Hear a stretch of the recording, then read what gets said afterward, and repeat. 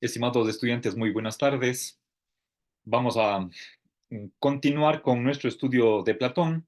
Estamos en la segunda ontología y en los primeros minutos quiero añadir unas últimas ideas que aparecen en el Parménides y luego el- la parte más gruesa de la sesión, de la hora, vamos a dedicarla al sofista. Y con eso terminamos este primer autor. Bien, a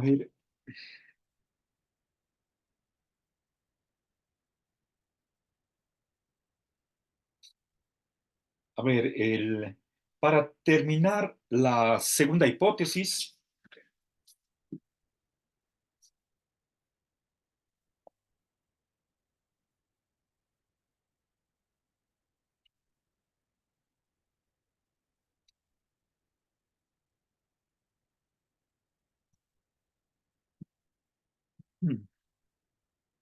a ver, recordemos que la hipótesis gen ei estin la estamos entendiendo en el sentido de si lo uno existe.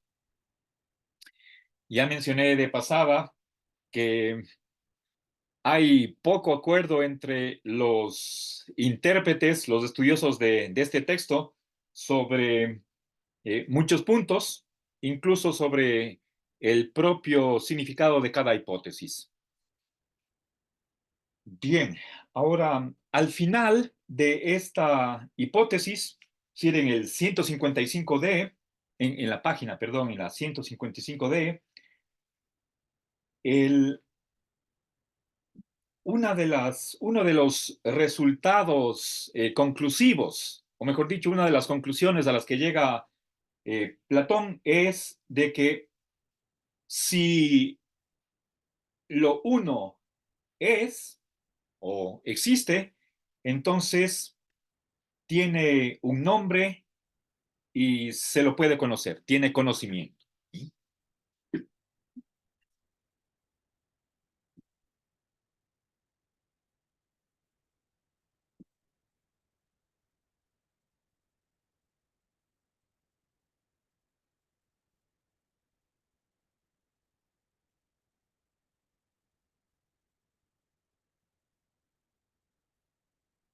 Bien, lo cual quiere decir que podemos utilizar una palabra, una expresión, una denominación para designar o para referirnos a ese existente y por lo tanto con respecto a él podemos conocerlo, ¿sí?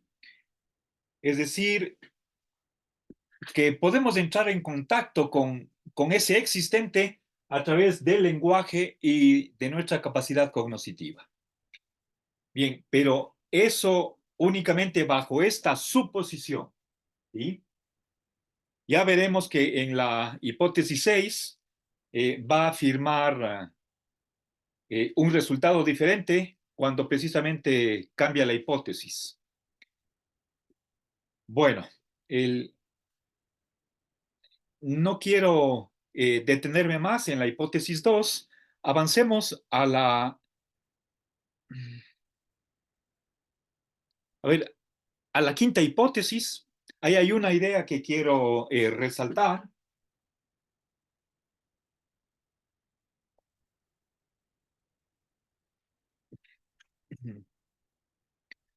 A ver, voy a anotar esta idea, está en, en la 155D.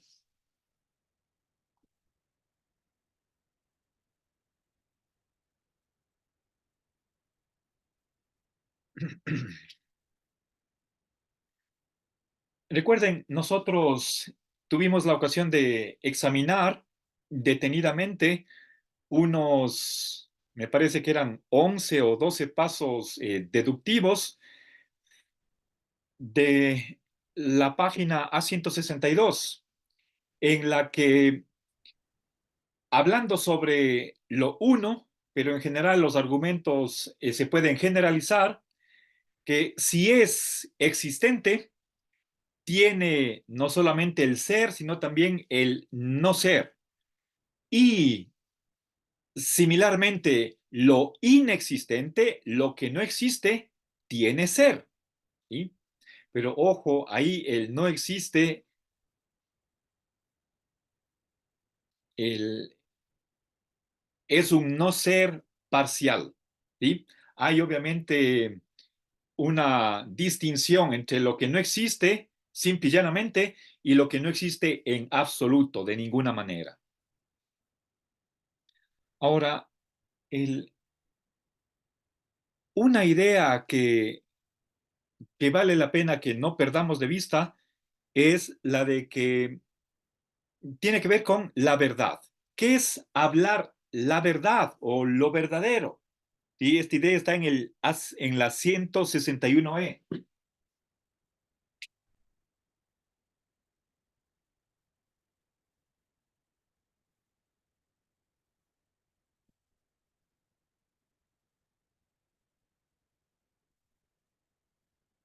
Hablar la verdad es hablar de cosas que son. ¿Sí?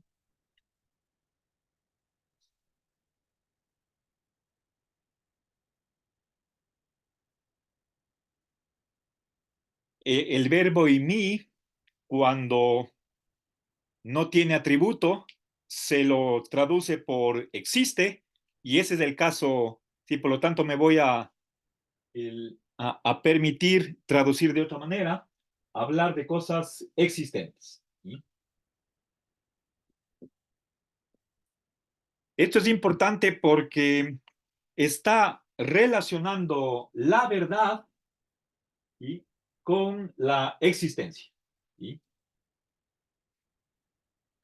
Bien, y ya veremos siguiente, en la siguiente obra del sofista qué pasa con la falsedad.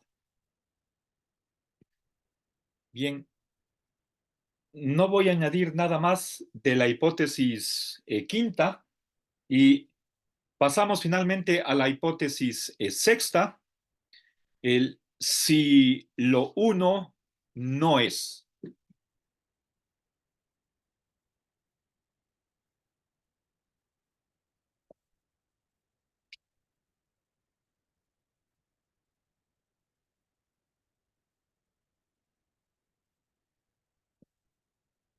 ¿Sí?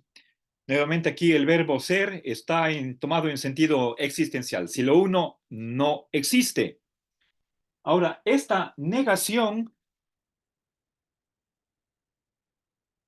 en el A100, perdón, en la página 163C explicita claramente qué significa el no. ¿Sí? Entre comillas, no es. ¿Sí?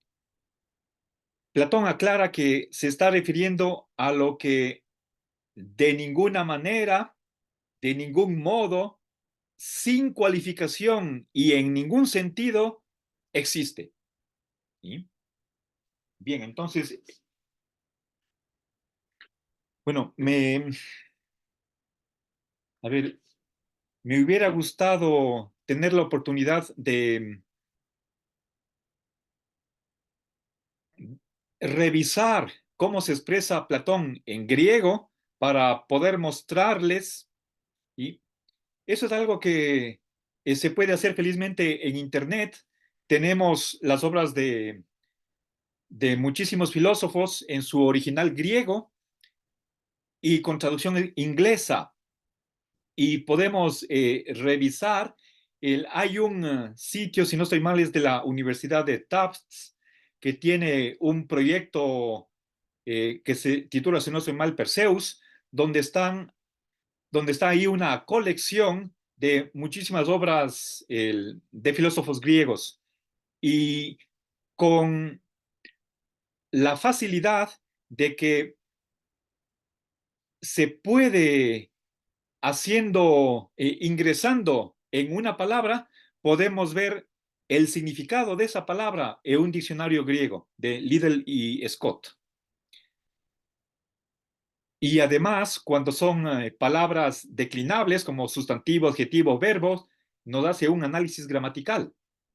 Entonces, es una herramienta fantástica. Eh, Pude recientemente utilizarla para la cuestión del Parménides y lastimosamente no he tenido tiempo como para hacer con el sofista. Pero el, a ver, permítanme, estoy utilizando esta publicación de las obras completas de Platón. Obviamente hay varios traductores y permítanme ver en 953.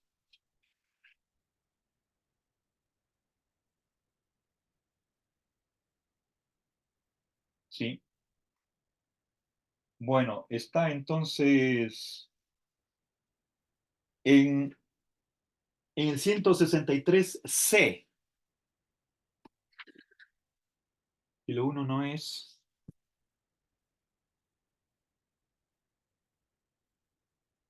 en absoluto, en ningún sentido,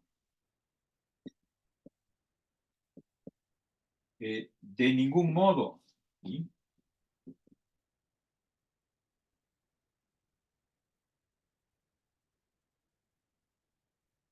Esto en el 163C.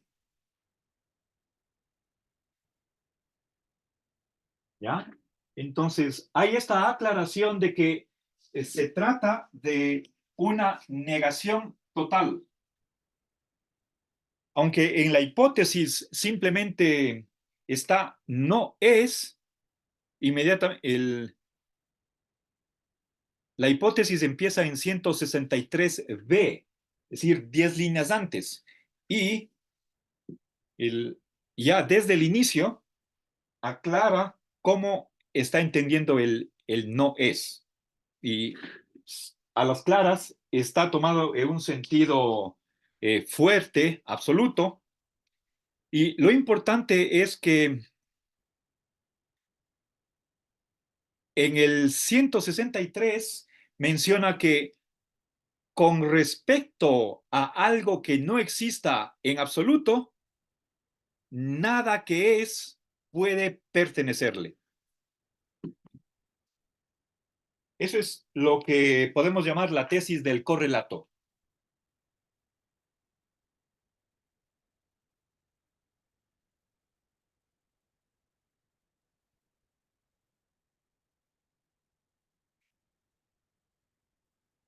A ver, lo que no existe en absoluto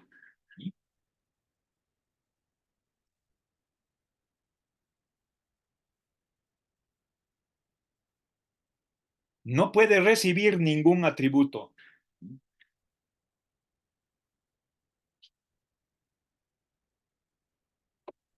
Aquí estoy empleando la negación total, ¿sí? La daga.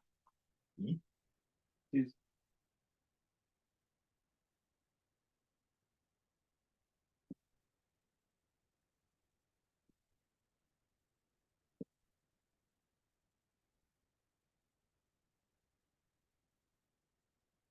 Bueno, en general, Platón dice, nada que es se lo puede, nada que exista se lo puede atribuir a lo que no es, a lo que no existe en absoluto. Y se está refiriendo a nombre, conocimiento, eh, ser objeto de un discurso.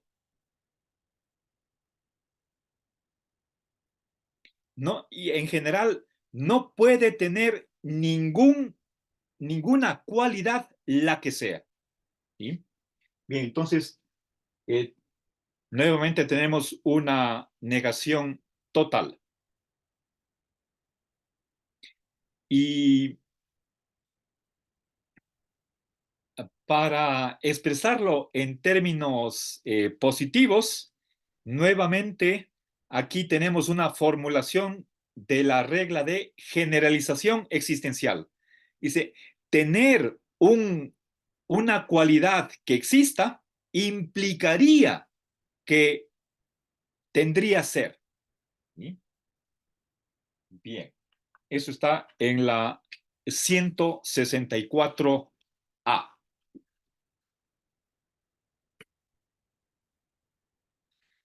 Bueno, esto está en 163E y el 164A, si es que es, a ver, digamos, si es que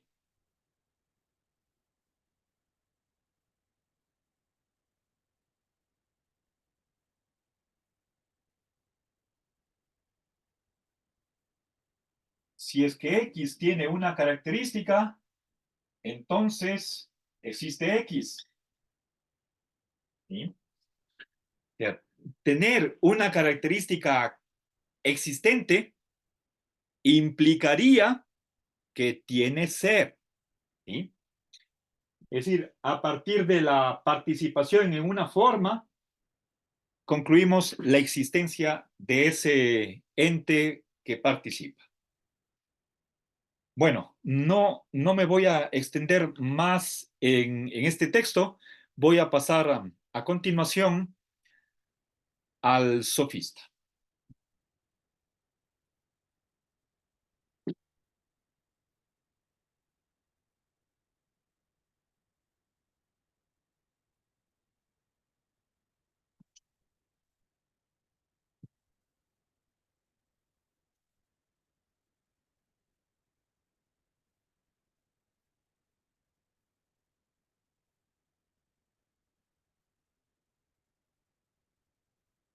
Bien,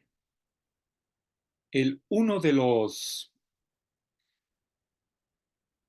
objetos de discusión en este texto es el de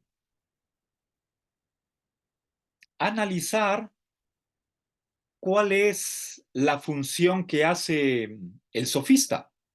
¿Sí?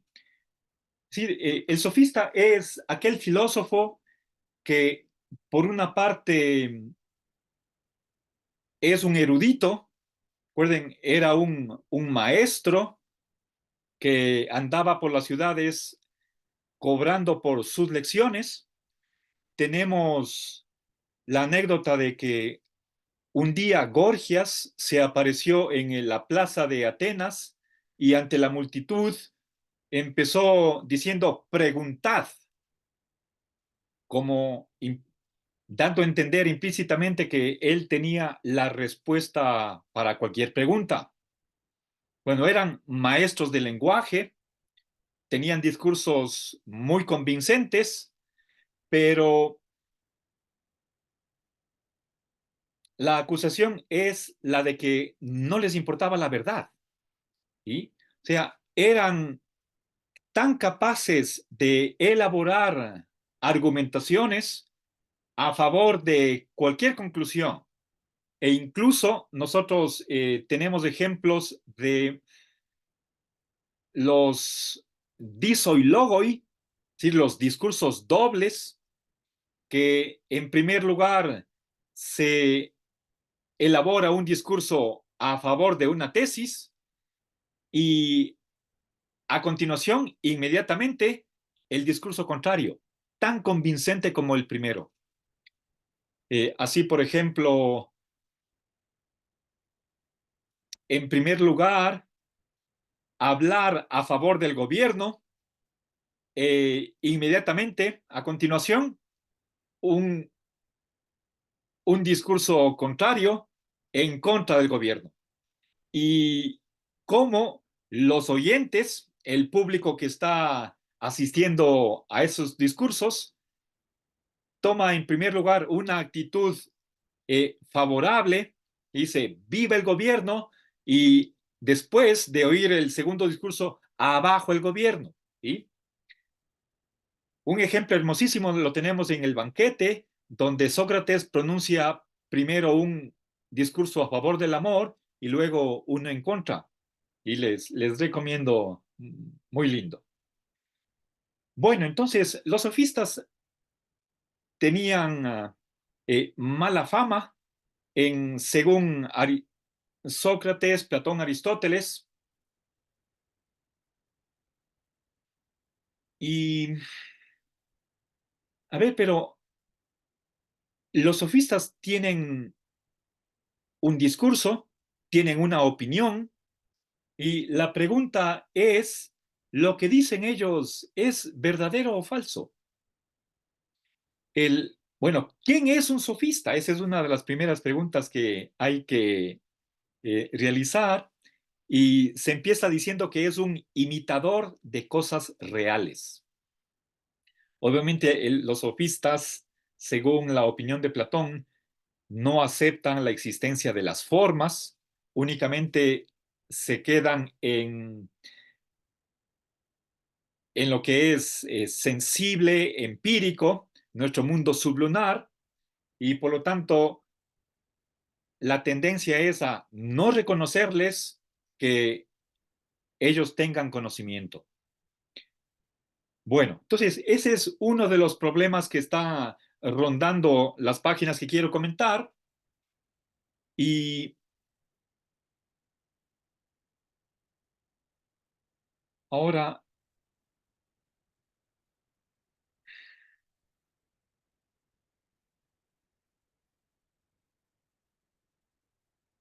a ver, y a ver, si es que el sofista es un imitador de cosas reales, ¿sí?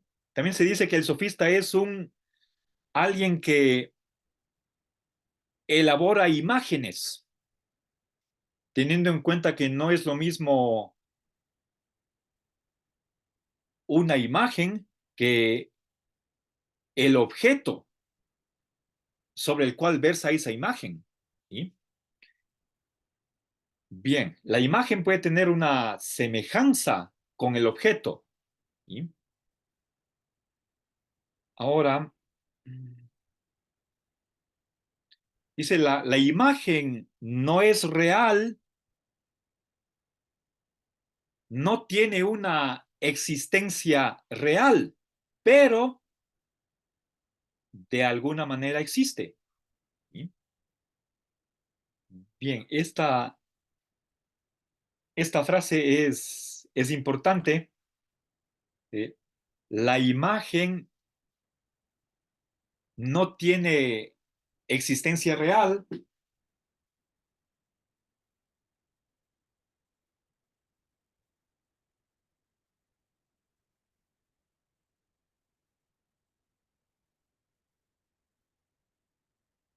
pero de algún modo existe.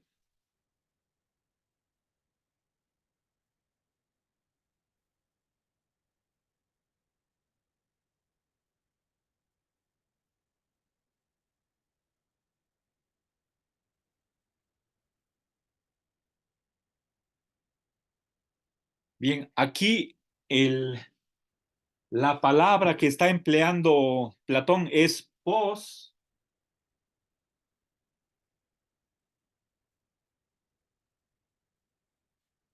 A ver, permítanme, déjenme ver, creo que el 984.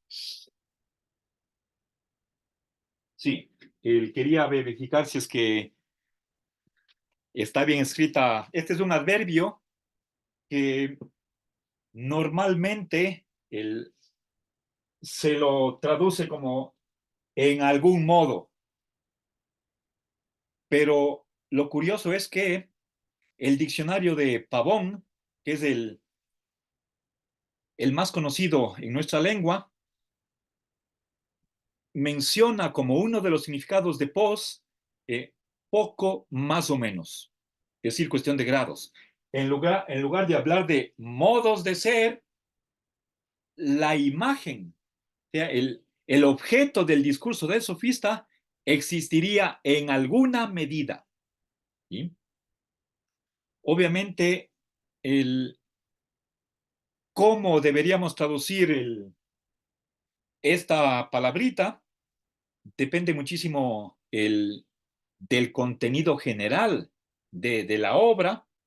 Y bueno, no quiero decir que simplemente porque conste en el diccionario de Pavón, ya nosotros estamos legitimados, justificados a traducir pos en el sentido gradualista.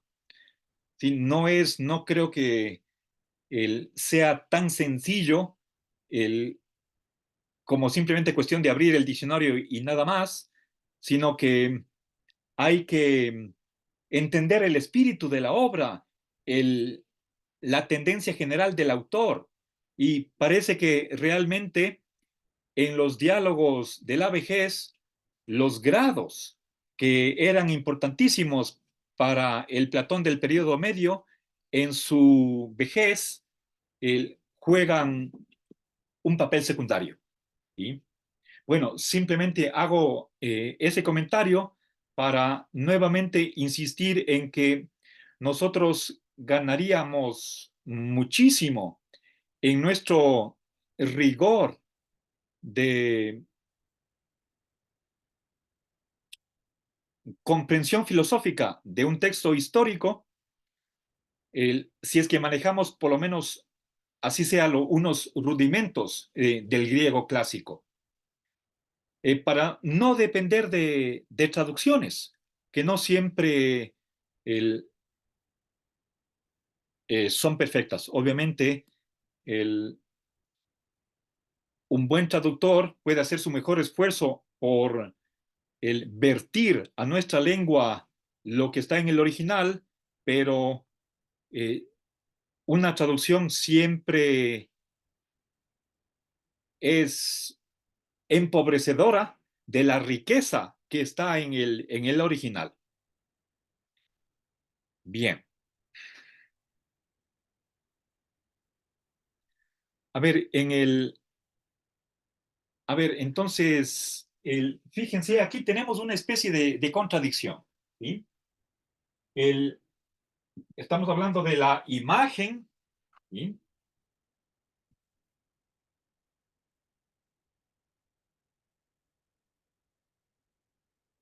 ¿Ya? Se dice dos cosas en la misma línea y esto está en el 240b, en la 240b. ¿Sí? Eh, por una parte, no tiene existencia real y sin embargo, tiene existencia de algún modo. ¿Sí? Bueno, a ver, en la, esto es en la sección B, después unas 10 líneas más abajo, dice lo que, lo que no es, tiene algún tipo de ser.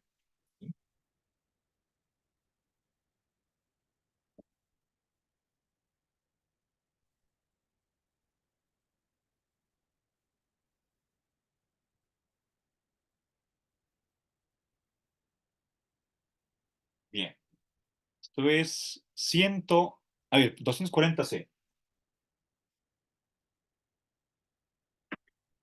Bien, esta conclusión no, no nos cae de sorpresa, puesto que ya la vimos en el libro quinto de la República, precisamente cuando Platón hablaba de la opinión, a diferencia de lo que es la episteme, ¿sí? Doxa y episteme en contraste.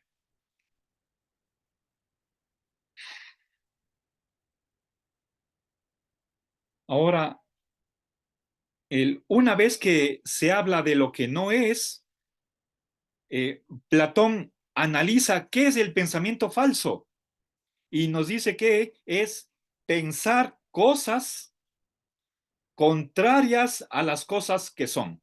¿Sí?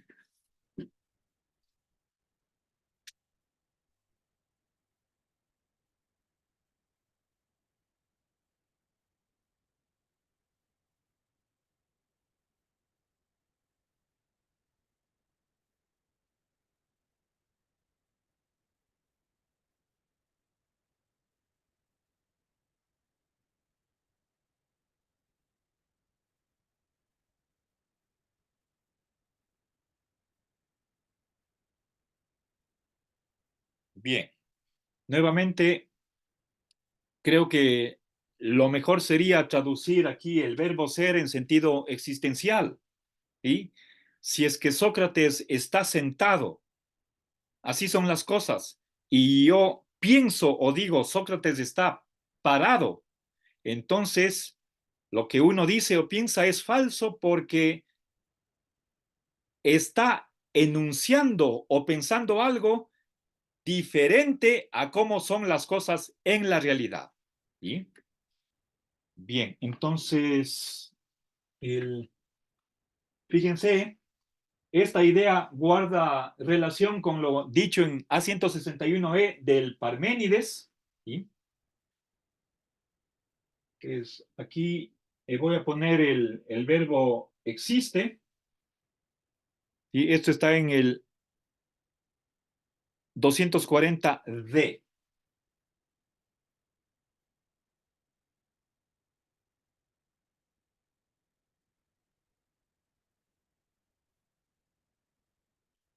Bien. El, ¿Qué es un enunciado falso? Es aquel que enuncia las cosas que son, no, perdón, enuncia las,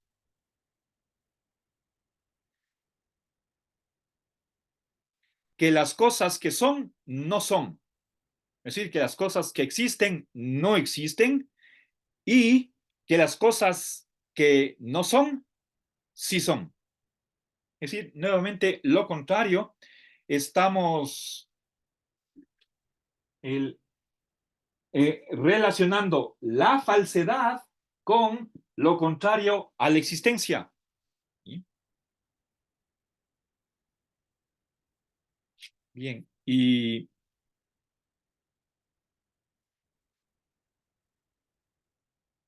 ahora permítanme para el, me voy a saltar unas como 20 páginas. Quiero saltar a la 260C, donde ya una vez que se ha avanzado acerca de qué es la contrariedad, la diferencia, y se llega a una especie de conclusión que dice que la falsedad es pensar o decir lo que no existe.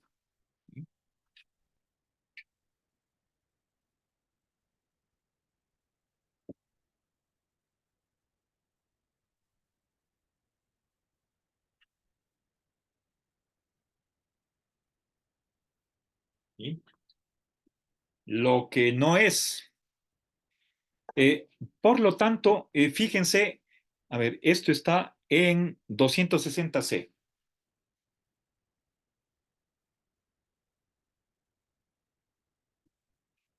Por una parte, la verdad se relaciona con la existencia, por otra parte, la falsedad con el no ser, con la inexistencia. Si eso es obviamente un punto de vista realista, por ahí va Platón.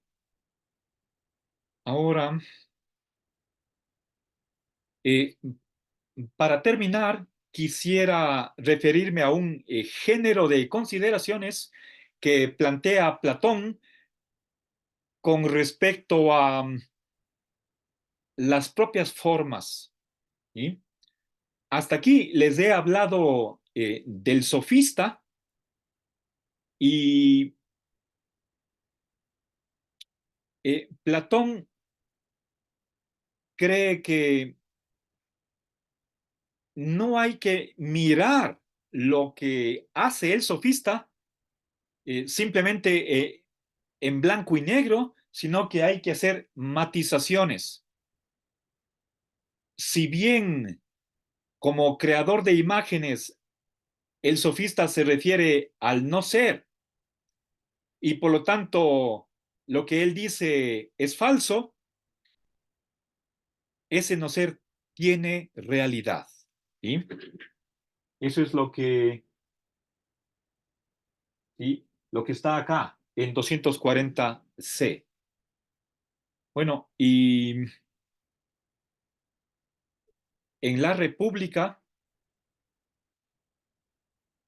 incluso llega a conceder en una línea que habría que admitir que de alguna manera el sofista algo conoce. ¿Sí? Bueno, ahora, para terminar, quisiera que veamos cuál es el rol que tiene la forma de la diferencia, la propiedad de ser diferente a. ¿Sí? Y eso aplicado a las propias formas. Por ejemplo, la identidad, un ratito, están, ya. A ver, chicos, el Platón se refiere a las formas de el movimiento, la existencia, la identidad, y podemos decir que cada una de esas formas es diferente de las otras. Por ejemplo, el movimiento es diferente de la identidad. ¿Sí? Hablando de la forma del movimiento y de la forma de identidades, la propiedad de ser lo mismo que. ¿Sí?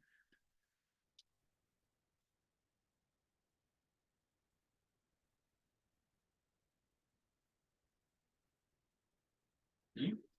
A partir de que se da esta diferencia, eh, Platón concluye, por lo tanto, si es que el movimiento es diferente de la identidad, entonces el movimiento no es.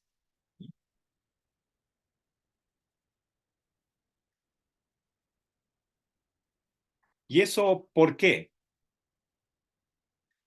Porque la diferencia acarrea o entraña, implica un determinado no ser. ¿Sí? Si es que digo, y esto ustedes ya me han oído decir, si la ventana no es la cortina, entonces tiene con con la forma de ser cortina la relación de no ser, de no ejemplificar, y por lo tanto ejemplifica el no ser. Y ahí hay un cercenamiento. ¿Sí? Bueno, y eso mismo lo podemos aplicar a la propia existencia. La existencia no es el reposo, la existencia no es lo mismo que la identidad. ¿Sí? Ay, perdón. El,